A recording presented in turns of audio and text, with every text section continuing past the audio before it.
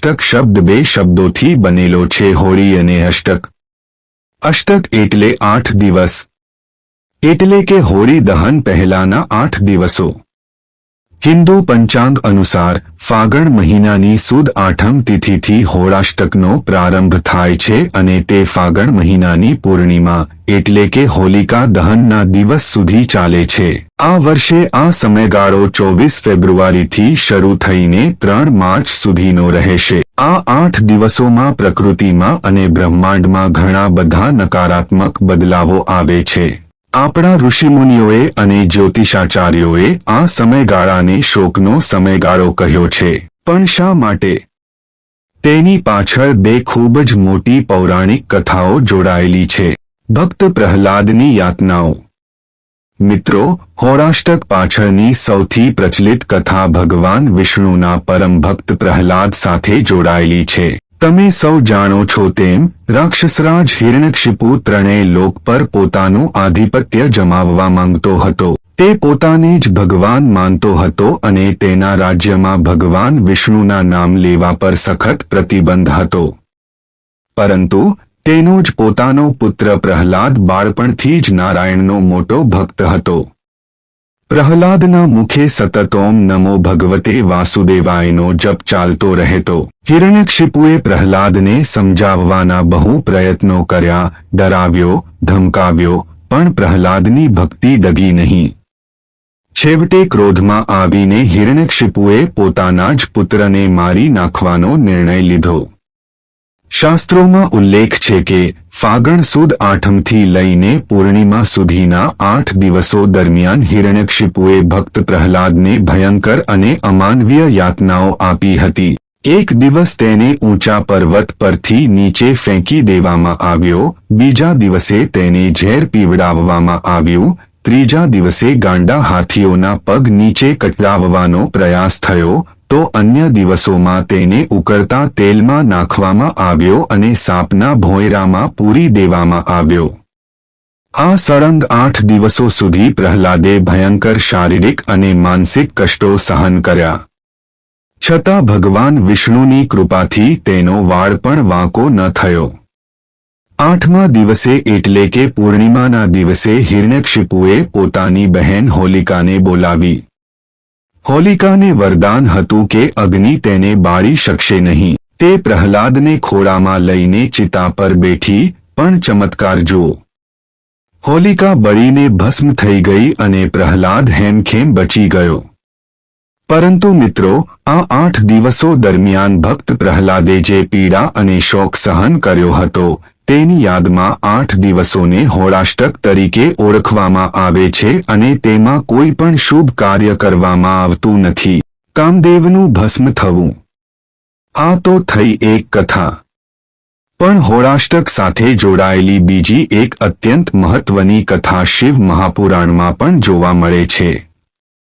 પૌરાણિક કથા અનુસાર જ્યારે માતા સતીએ યજ્ઞકુંડમાં પોતાના પ્રાણ ત્યાગી દીધા, ત્યારે ભગવાન શિવ અત્યંત શોકમગ્ન થઈ ગયા અને ગાઢ સમાધિમાં જતા રહ્યા.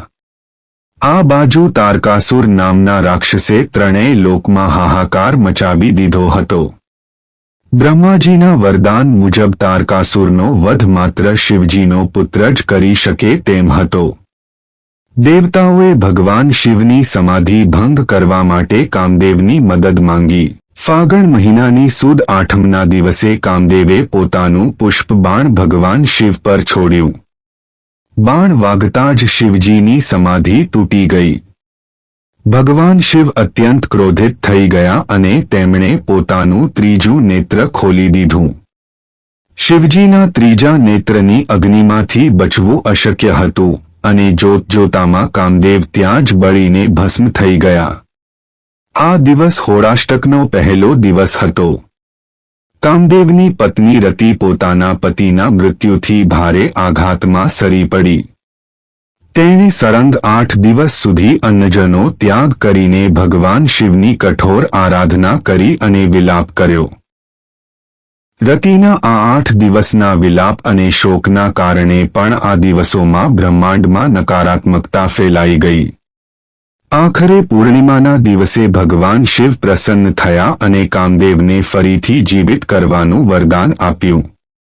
પરંતુ રતિના વિલાપના 8 દિવસોને કારણે જ હોળાષ્ટકમાં કોઈ શુભ કાર્ય નથી થતું. મિત્રો, આ તો થઈ ધાર્મિક માન્યતાઓ. પણ જો આપણે જ્યોતિષશાસ્ત્રની વાત કરીએ તો તેમાં પણ હોળાષ્ટકનું મોટું મહત્વ દર્શાવવામાં આવ્યું છે. જ્યોતિષશાસ્ત્ર મુજબ હોળાષ્ટકના 8 દિવસો દરમિયાન આપણા બ્રહ્માંડના નવગ્રહો અત્યંત ઉગ્ર અને નકારાત્મક સ્થિતિમાં હોય છે. 8મના દિવસે ચંદ્રમા નબળો હોય છે. 9મના દિવસે સૂર્ય ક્રોધિત હોય છે. 10મના દિવસે શનિ ઉગ્ર હોય છે. 11ના દિવસે શુક્ર, 12ના દિવસે ગુરુ, 13ના દિવસે બુધ અને 14ના દિવસે મંગળ અત્યંત નકારાત્મક પ્રભાવ આપે છે. જ્યારે ગ્રહો આટલી ઉગ્ર અને અશુભ સ્થિતિમાં હોય ત્યારે માણસના વિચારો પણ ડગમગી જાય છે. આ સમયે લેવામાં આવેલા નિર્ણયો મોટે ભાગે ખોટા સાબિત થાય છે. માનવીનો સ્વભાવ આ સમયગાળામાં ચીડિયો થઈ જાય છે.